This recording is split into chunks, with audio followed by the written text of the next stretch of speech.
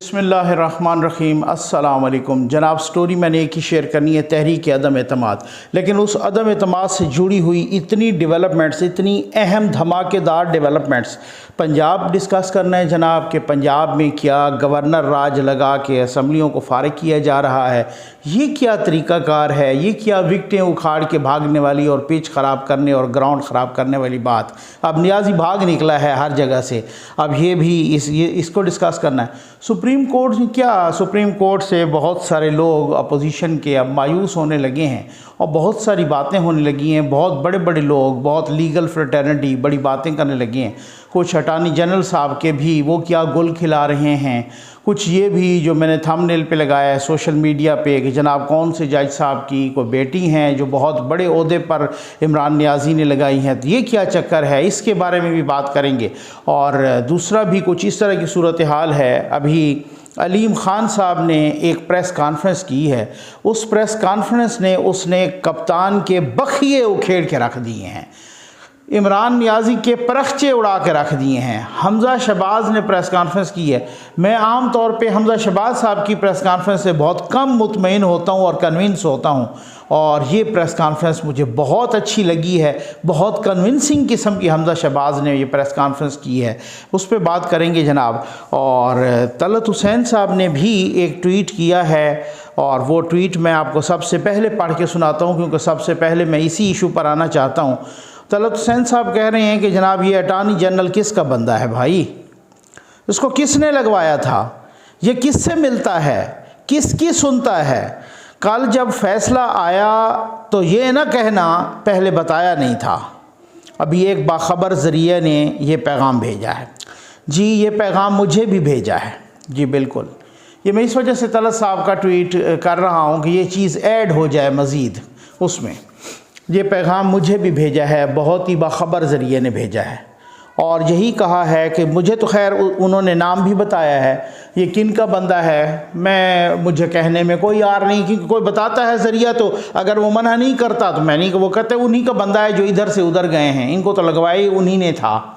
और फिर उसके बाद ये उन्हीं की सुनता है, और फिर उसके बाद ये उन्हीं से। और उन्होंने मुझे ये भी बताया कि जनाब ये जो चंद रोज़ पहले ये जो वडे घर यहाँ पे अदालत में मिलने के लिए गया था अटॉर्नी जनरल, तो वहाँ क्या कह के आया है, ये वहाँ मुबैना तौर पे ये कह के आया है कि जी हमें थोड़ा सा ना इल्तवा दे दें, उसके बाद वो फ़ैसला दें, वो जो टाइप फ़ैसला या ये मिला जुला फ़ैसला या जो भी है, तू भी राज़ी करके कोई इस तरीके का मुबैना तौर पे जो पता चलता है ना, वो आप तक ख़बर एज़ इट इज़ पहुँचाना हमारा फ़र्ज़ होता है, ठीक है। और ये इल्तवा मांग के आया है अटॉर्नी जनरल, और अटॉर्नी जनरल को अब भी तमाम के तमाम जितने भी लीगल फ्रेटर्निटी है या जितने भी कोर्ट रिपोर्टर्स या बाकी जो लोग हैं वो कह रहे हैं वो जी कि हम तो ये समझ रहे थे कि शरीफुद्दीन पीरज़ादा मर गया है, और फिर जब फ़रोग नसीम आया तो उसकी शक्ल में आया अपना शरीफुद्दीन पीरज़ादा, और फिर अब हमने देखा कि ये तो मुकम्मल परफेक्ट उन्हीं की फार्म में, यानी शरीफुद्दीन पीरज़ादा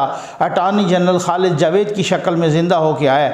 उस दिन मैंने एक ट्वीट किया और मैंने बताया, शाहज़ेब खानज़ादा साहब के प्रोग्राम में अटॉर्नी जनरल साहब आए हुए थे। शाहज़ेब खानज़ादा साहब ने अटॉर्नी जनरल साहब को बकरी बना दिया, यकीन करें। इस तरह के क्वेश्चंस किए, उनके एक क्वेश्चन का जवाब इन्होंने नहीं दिया। जाहिर है जब कोई बहुत तगड़ा बंदा भी हो, आइन और कानून पे उसकी महारत हो, लेकिन साथ जब मेलाफाइड इंटेंशन हो तो फिर उसमें वो डेफिनेटली इसी तरीके से जब इंसान बेशर्मी पे उतर आए तो वो ऐसे ही होता है। तो मेरे भाई, मैंने जब से ये केस शुरू हुआ है मुझसे मुख्तलिफ़ लोग पूछ रहे हैं, मैं उनको यही बता रहा हूँ कि मुझे कोई उम्मीद नहीं है, क्योंकि मैंने इसी जुडिशरी को जुल्फ़िकार अली भुट्टो को फांसी के तख्ते पर लटकाते हुए देखा, और फिर इसी जुडिशरी का वही जज नसीम हसन शाह साहब, वो जब आए वो जज साहब, तो वो फिर उन्होंने कहा कि हमें किसने कहा था कि जुल्फ़िकार अली भुट्टो को लटकाओ, वो उन्होंने ख़ुद कहा है भाई, अपनी किताब में भी लिखा, और वो 2-3 टीवी टॉक शोज़ में भी कह चुके हैं नसीम हसन शाह साहब। अब आप अंदाज़ा कीजिए ना। फिर उसके बाद जनाब इसी जुडिशरी को मौलवी तमीज़ुद्दीन वाला फ़ैसला भी दे, इसी जुडिशरी को ज़फ़र अली शाह केस भी देखा, इसी जुडिशरी का पनामा केस भी देखा, तो माशाअल्लाह हमारे अदालती तारीख़ और हमारी सुप्रीम कोर्ट की पेशानी पर वो स्याह दाग हैं कि अब मैं कोई ज़्यादा उम्मीद नहीं बांध सकता। अब अगर यही सूरत, आज बिलावल साहब ने बहुत ही ज़बरदस्त किस्म का ट्वीट किया है, DG ISPR को भी टैग किया है, पूछा है ये जो 197 लोग असम्बली में थे ये गद्दार हैं ये सारे के सारे, क्या नेशनल सिक्योरिटी कमेटी की मीटिंग में इनको गद्दार डिक्लेयर किया गया था? उसको फिर भी मैं अलग से भी डिस्कस करूंगा। वो ट्वीट ऑफ द ईयर है, मैं समझता हूँ इस तरह का ट्वीट किया है बिलावल साहब ने। और मुझे समझ नहीं आती कि ये अपोजिशन जब तक रोडों पे नहीं निकलेगी, जब तक अपना आईनी और कानूनी हक प्रोटेस्ट, आईनी और कानूनी प्रोटेस्ट से नहीं लेगी, इस तरीके से नहीं। ये 2-4 रोज़ पहले अटॉर्नी जनरल, भाई आप अगर इतने कानून और आईन और इस पे चलने वाले हो और बिल्कुल इसी तरीके से, तो फिर तो अगर आपकी जगह वो इमरान खान होते और ये इमरान नियाज़ी, तो ये तो कहता ओए अटॉर्नी जनरल तू जाके मिला है चीफ जस्टिस से, क्या कह के आया है मुझे सारा पता है, ठीक है ना। वो ऐसे ही करता है फिर, ठीक है ना। और उनको वो ऐसे करता है तो फिर उसको इस तरह से करने में हमेशा ही सहूलत मुहैया हो जाती है। वो इसी तरीके से वो सूरत हाल, आप अगर भीगी बिल्लियाँ बनेंगे तो इस तरीके से सवाल ही पैदा नहीं होता। बिल्कुल पक्की बात है, ये वही इल्तवा चल रहा है जनाब, ठीक है, कि हमें थोड़ा सा इल्तवा दे दें। जिस तरीके से कह रहे हैं मुबैना तौर पे कि भाई वो, मैं इंतहाई अदब के इसमें बादियों नज़र में कह रहा हूँ, मुबैना तौर पे कह रहा हूँ, मुझे ज़रिए ने बताया है, मैं आपको ज़रूर बताऊँगा, ठीक है। तो अब उसमें वो कहने कि जी इन्होंने मुबैना तौर पे वहाँ पे जाके कहा है कि हमें इल्तवा दे दें, और वो उसका वो आ रहा है सामने, इल्तवा मिल रहा है उनको। अब कोई पता नहीं है कल भी इस पर कोई फैसला आता है या कल फिर इल्तवा मिल जाता है। हालाँकि आज जब इसको मुलतवी किया गया तो उस वक्त तो अभी 4 भी नहीं बजे थे, 6 बजे के बाद रोज़ा इफ्तार होता है, तो 4 भी नहीं बजे थे, अच्छी खासी उस पर डिबेट हो सकती थी। अब कल 12 बजे रखा है, उससे ऑनवर्ड पता नहीं क्या होता है और कितना कुछ इल्तवा दिया जा सकता है और कितना कोई सूरत हाल होती है। अब तो लोग सोशल मीडिया पे ये भी चलाया हुआ है बहुत सारे, और कुछ अथेंटिक लोगों ने भी चलाया हुआ है।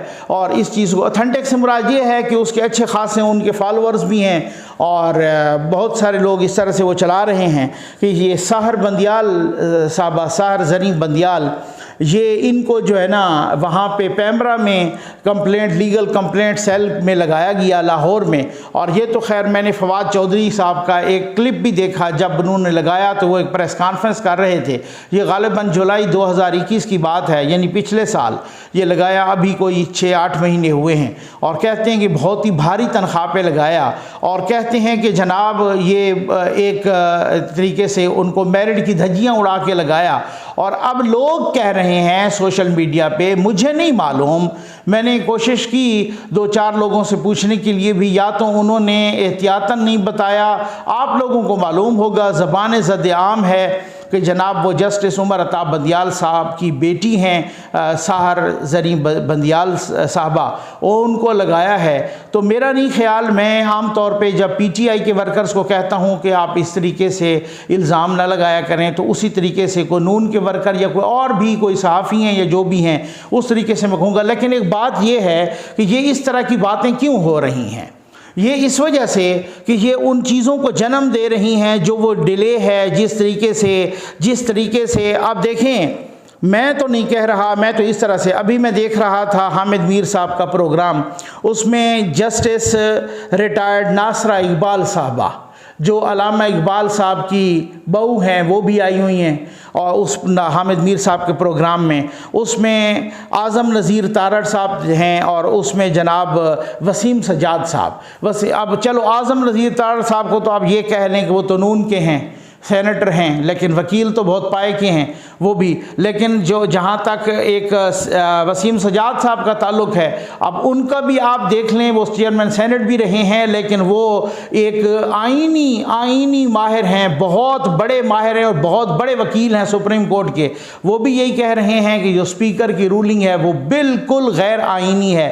जस्टिस नासरा इकबाल साहबा भी कह रही हैं कि ये क्या करते हैं, इन्होंने तो साबित किया अपने आप को, इमरान खान साहब ने, कि मैं वाकई यू टर्न खान हूँ।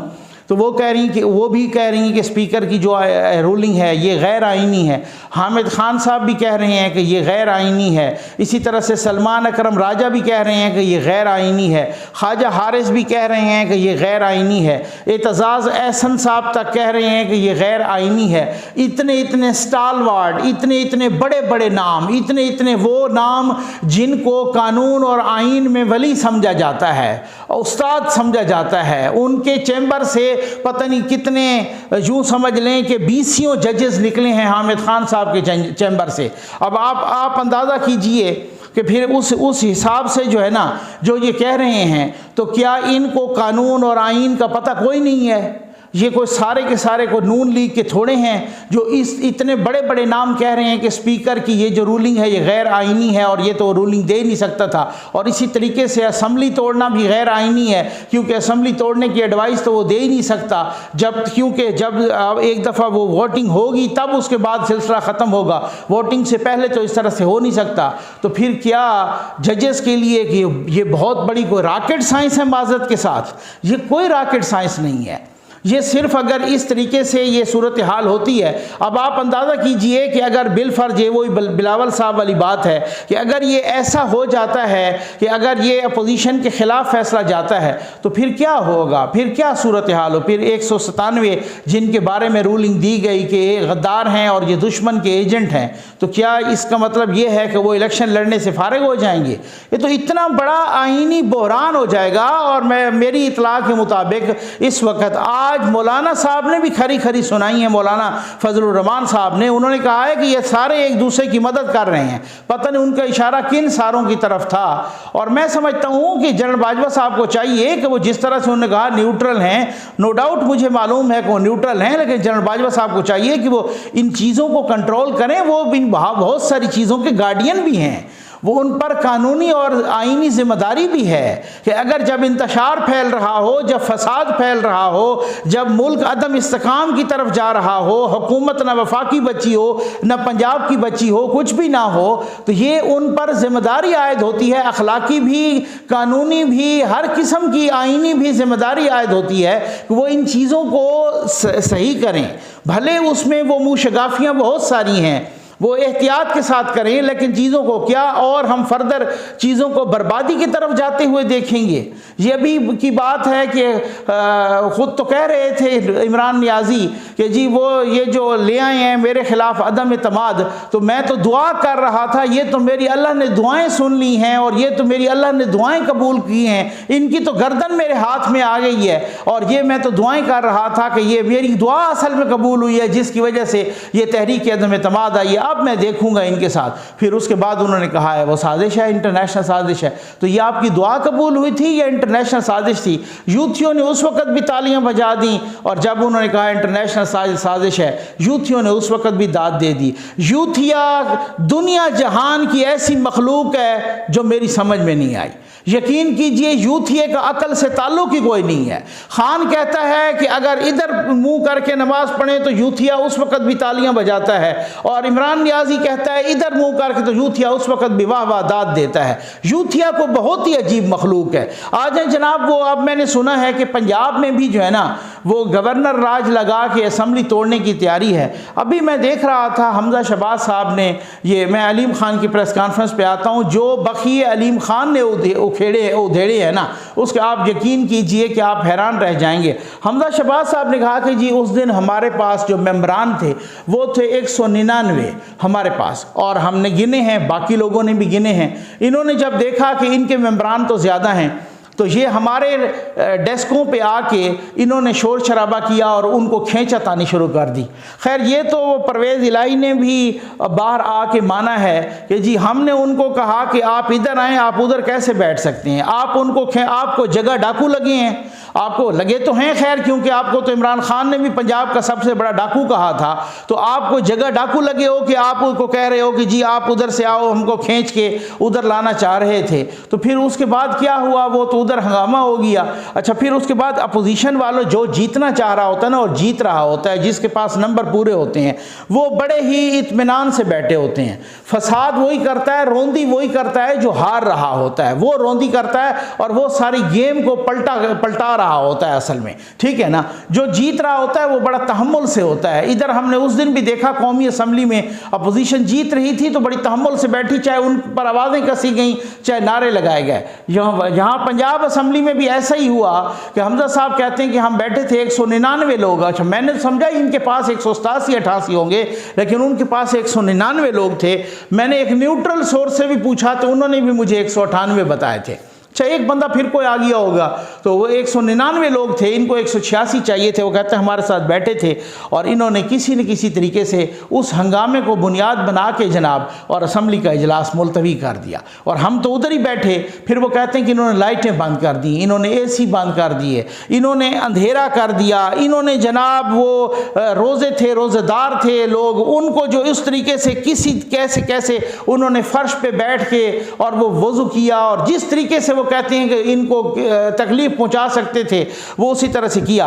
अब हमजा शहबाज साहब ने बड़ी एक अहम बात की। उन्होंने कहा कि अब जो है ना ये परवेज़ इलाही, ये जब हम निकल गए असम्बली से, फिर उसके बाद इन्होंने रात के अंधेरे में वो कोई शीशे तोड़वाए, असम्बली के हाल के अंदर कोई तोड़ फोड़ करवाई। वो इसलिए करवाई ताकि उन पर जो है ना मैं कोई मुकदमे कर सकूँ, तो इस बुनियाद पर उनके कोई 30-40 लोगों को मैं सस्पेंड कर सकूँ ताकि उस दिन वो असम्बली में आए नहीं, ये परसों है ना उसकी ना, तो असम्बली में ना आए और फिर मैं उनको सस्पेंड करूं और इस तरीके से मैं बासानी जीत जाऊं। तो हमजा शहबाज ने उनको वार्न किया है कि अगर आपने इस तरह से किया तो फिर आप देख लीजिएगा इसके बहुत बुरे कॉन्सिक्वेंसेस होंगे, ठीक है। अच्छा, अब जब बाहर साहब आए हैं वो और इधर उधर की मार रहे थे। असल में मसला ये होता है कि कुछ लोगों को वो कहते हैं ना असर के वक्त रोज़ा तोड़ना, कुछ लोगों को आखिरी उम्र में जो सारी उम्र में उन्होंने कोई इज़्ज़त कमाई होती है ना, वो उस इज़्ज़त को खाक में मिलाना होता है। और किसी ने देखना हो ना कि किसी ने सारी ज़िंदगी कोई इज़्ज़त कमाई हो और ज़िंदगी के आखिरी अयाम में उस इज़्ज़त को मिट्टी में रौंदना हो और मिट्टी में मिलाना हो और पैरों तले रौंदना हो पगड़ी को, तो उसको जीते जी मिसाल, आप जिंदा मिसाल चौधरी परवेज़ इलाही की देख लें। अब आप देखें कि मैं कहता हूं कि चौधरियों की अगर कोई सारी गैरत और सारी जो है ना शर्म अगर वो कोई सिमट के आई है ना, वो चौधरी शुजात साहब में आ गई है, और सारी बेशर्मी वो सिर्फ़ और सिर्फ चौधरी परवेज़ इलाही में आ गई है। ये बिल्कुल कोई इसमें दो राय नहीं है। अब उसके बाद जनाब सुना है कि खान साहब ने वो गवर्नर साहब, वही गवर्नर साहब उमर चीमा साहब, जिनको पहले तो खातिर में ही कोई नहीं लाया 3 साल 3.5 साल, अब जनाब उनको वो सरवर साहब ने इस्तीफ़ा दिया है तो वो उनकी जगह बना दिया गवर्नर।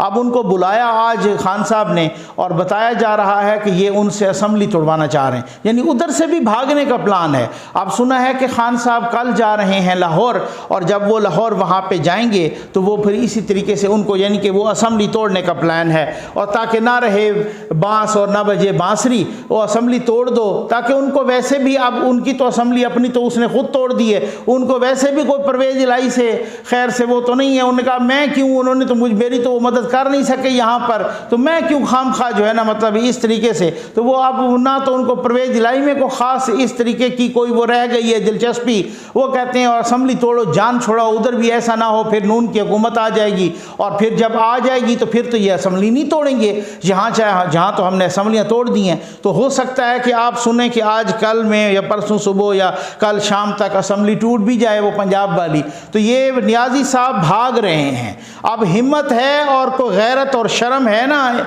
इमरान नियाज़ी, तो आप वही वाली बात है कि जो मैदान जंग में मारा जाए वो शहीद, जो बच जाए वो गाजी, जो भाग जाए वो नियाज़ी, ठीक है। अब वो नियाज़ी वहाँ जब मैदान जंग से भागा है ना, वो वही वाला नियाज़ी यहाँ पर भी सियासत के मैदान जंग से भाग गया है, विकटें उखाड़ के भागी है। अब वही उसी तरीके से वो पंजाब से भी भाग रहा है और वो नई वोटिंग उधर होने दे रहा, और उस असम्बली को वो डिज़ाल्व करने के प्लान में है। आज अलीम खान ने एक प्रेस कॉन्फ्रेंस की और अलीम खान ने यकीन कीजिए परख्चे उड़ा के रख दिए हैं। अलीम खान ने वो हशर किया है ना नियाज़ी का ना, वो उन्होंने कहा है कि मैं जब ये पहले हुकूमत आई तो कहते हैं कि 25 जुलाई को इलेक्शन हुए और इस तरीके से वो सारा कुछ, फिर उसके बाद वो जोड़ तोड़ होता है, जैसे वज़ीर आला नामज़द करना, तो 26 को मुझे ना नैब का नोटिस आ गया। तो मैंने कहा यार मैं तो पिछले कितने अरसे से कोई काउंसलर भी नहीं रहा, तो मुझे क्यों आ गया। फिर 26 को कहते हैं, वो 26 को मैं गया, फिर 28 को आ गया, फिर गया, फिर एक और तारीख, और फिर उसके बाद जब मैं फिर वो कहते 10-15 रोज़ में मुझे 4 नोटिस आए। और वो कहता है कि जब मैं चौथी मरतबा गया तो नैब के दफ्तर में ही बैठा था, डीजीपी बैठे थे, और मैंने जब टीवी पे देखा तो फिर वो एक स्लाइड चल रही थी और वो लिखा हुआ था कि उस्मान बुज़दार को नामज़द कर दिया गया है पंजाब का वज़ीर आला। तो फिर उसके बाद मैंने डीजी से कहा, वो भी हंसने लग गया। मैंने कहा जी अब तो मेरी जान छोड़ दें, जिस मकसद के लिए मुझे जो है ना।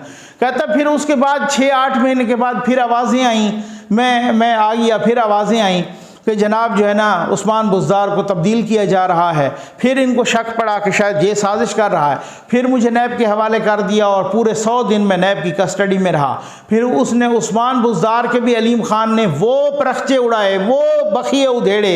उन्होंने कहा कि किस तरीके से कैसे कैसे यहाँ पर एक डीसी के ट्रांसफ़र के 3-3 करोड़ लिए जाते थे। ये तो कोई ढकी छुपी बात नहीं है, कोई 10वां बंदा बात कर रहा है। कहते 3 ही ब्यूरोक्रेट हैं और उनको पकड़ लें, वो एक नाम बताएंगे किस किस तरह से हुआ है। और वो फरा बीबी के भी उन्हें पोल खोले। मैं तो हैरान हूँ कि ये रियासत है हमारी कि वो उनका जमील गुजर भी निकल गया, फरा बीबी का खामद, और फरा बीबी भी कहते हैं कि निकल गई। तो ये तो निकल गए। इमरान नियाजी आप उनको रोकते हैं ना, वो आपको क्या मुबैना तौर पे भत्ता देते थे, वो क्या है। और वो कहते हैं कि वो सारा कुछ पीरनी के पास आता था और यहाँ पर वो जनाब इस तरीके से वो भी खाती थी और पिछलों को भी खिलाती थी मुबैना तौर पे। और फरा बीबी ने भी खाया और जमील गुजर ने भी खाया, पता नहीं और किस किस ने खाया। मैंने कल कहा था ना कि ये माफिया है बहुत बड़े, ये अरबों वाला माफिया है, इतना आसान नहीं है ये, बहुत ज़्यादा कि आप कह रहे हैं कि मैंने इसी वजह से नहीं कहा कि आप फलां के लिए भी दुआ करें और उसके लिए भी दुआ करें, ये इस वजह से कहा था कि माफिया का मुकाबला है भाई। अब अलीम खान साहब ने कहा कि इमरान खान साहब मैं आपको एक एक चीज़ के बारे में बताता था कि भाई उस्मान बुज़दार ये कर रहा है, और आगे से आप मुझे जो मैसेजेस भेजते थे मेरे पास वो महफूज हैं, मेरे पास वो मौजूद हैं। फ़ोन उठाया और उसने दिखाया कि इस फ़ोन में मेरे पास वो मैसेजेस हैं, और आप मुझे चैलेंज करेंगे तो मैं वो मैसेजेस कौम के सामने रख दूंगा। भाई ये वो तो उनको कब से जानते हैं ना, उनके पास तो बहुत सारे राज हैं।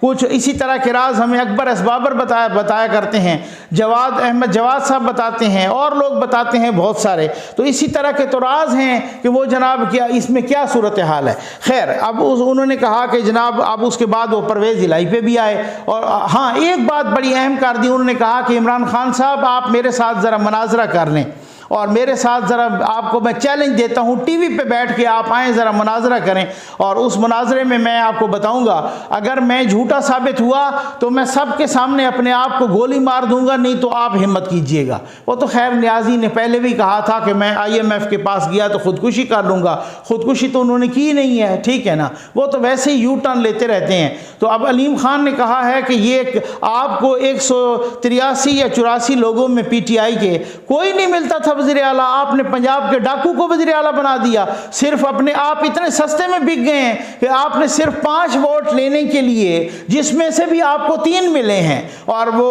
बाकी तो 2 मिले नहीं हैं, और तारिक बशीर चीमा साहब भी और चौधरी सालिक साहब भी अपोजिशन के साथ आ गए, और आपको तो वो मिले ही कोई नहीं है वोट, और सिर्फ उसके लिए वो किया है। तो ये अलीम खान साहब ने बहुत ही परखचे उड़ा के रखे हैं, और अभी वो कहते हैं कि मेरे पास और भी बहुत सारी बातें हैं और मैं ऐसे ऐसे वो खोलूंगा ना पोल।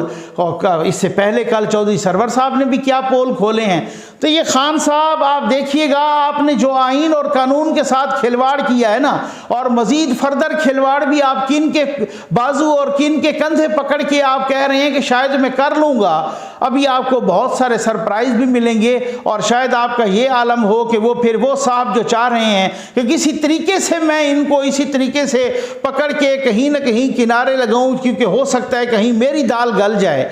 वो लगता नहीं है, अब बहुत मुश्किल है, अब बहुत सारी चीज़ें हो गई हैं, और अब तो बहुत सारी चीज़ें और भी हैं, वो भी मैं आपको बता दूं कि अगली वीडियो में भी बहुत सारी चीज़ें बताऊंगा कि बहुत सारे सरप्राइजेज़ आपके लिए भी हैं। लेकिन ये जो इस वक्त जुडिशरी की सूरत हाल है, ये बहुत सारी, मैं नहीं कह रहा, ठीक हो गया ना, हाँ अदब के साथ कहूँगा, बहुत सारे जो लीगल फ्रेटर्निटी में इस वक्त जो रिजर्वेशंस हैं, जो इस वक्त लीगल फ्रेटर्निटी में खुसर बुसर हो रही है, जो इस वक्त बहुत सारे वकला और वकला की बॉडीज़ में जो सरगोशियाँ चल रही हैं, ये मैं आपको वो बता रहा हूँ। क्योंकि देखें माजी तो उसी तरह का है ना, ये तो किसको नहीं पता। जावेद हाशमी साहब की प्रेस कॉन्फ्रेंस आपको याद है, उन्होंने कहा था कि इमरान ने हमें बैठ के कहा है, इमरान नियाजी ने, कि आप थोड़ा सा सब्र करें, इसके बाद वाला जो चीफ जस्टिस आएगा ना, बस उसने उड़ा के रख देना है सब कुछ। और जावेद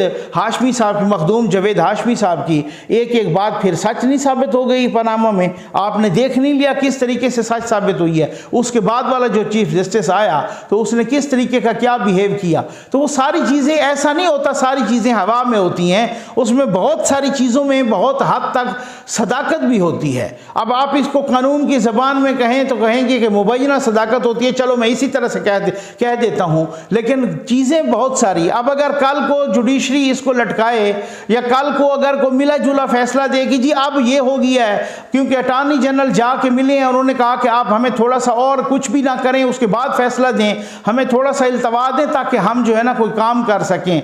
हम मज़ीद भी, अब कल की बात है कि एस्टेब्लिशमेंट डिवीज़न ने डी नोटिफाई किया इमरान नियाजी को एज अ प्राइम मिनिस्टर, फिर उसके बाद वो प्रेसिडेंट जो टाइगर फोर्स का हिस्सा है वो उसने उठ के उनको दोबारा लगा दिया। ये कोई हालत है? हालांकि सुप्रीम कोर्ट ने अपने फैसले में लिखा कि जो भी एक्शन होगा फेडरल गवर्नमेंट का या किसी गवर्नमेंट का, तो गवर्नमेंट तो है ही नहीं प्रेसिडेंट का या किसी का, वो होगा सिर्फ और सिर्फ सुप्रीम कोर्ट के फैसले से मशरूत होगा। लेकिन उन्होंने उसको खातिर में भी नहीं लाया जनाब। आज वो उसका प्रोसेस शुरू कर दिया है उन्होंने कि जी हम वो गुलजार अहमद का, जस्टिस गुलजार अहमद का नाम उन्होंने तजवीज़ कर दिया है और अभी रिटायर हुए हैं। और कोई बीच में कोई ये भी नहीं है कि जनाब को 1-2 साल का अरसा होता है उनको कोई दूसरी आईनी पोस्ट के लिए। लेकिन इन्होंने तो कानून और आइन की राज की धज्जियाँ उड़ानी है ना, इन्होंने तो पैरों तले रौंदना है। और जिनके सहारे ये रौंद रहे हैं, यानी उनको इस तरीके से लगाया गया है। आप खुद देखें कि हमारा उम्मीदवार ये है निगरान वज़ीर आज़म का,